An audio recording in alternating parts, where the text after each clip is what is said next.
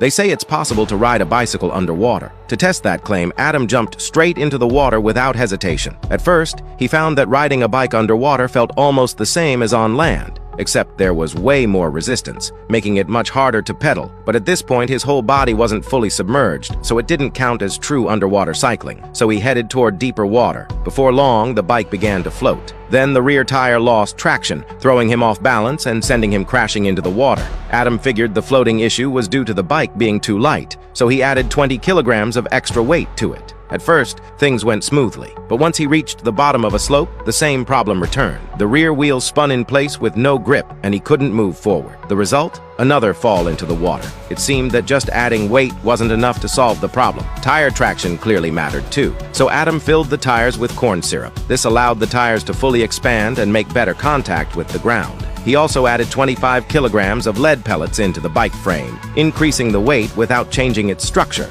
Jimmy, on the other hand, took a more conservative approach. He added 2 training wheels to the rear for stability. Then, to balance things out, he placed a 25-kilogram barbell on the front wheel. Which design worked better? That was up to the next test. Jimmy went first. The first half of the ride went smoothly, but once he hit the uphill section, things got tough fast. Though his rear wheel didn't spin out thanks to the modifications, the added weight made it nearly impossible to keep pedaling. Next up was Adam. His setup wasn't much different from the original, and once again the rear wheel spun without grip, ending with him falling into the water. After several rounds of testing, the conclusion was clear. You can't ride a bicycle underwater. Myth busted.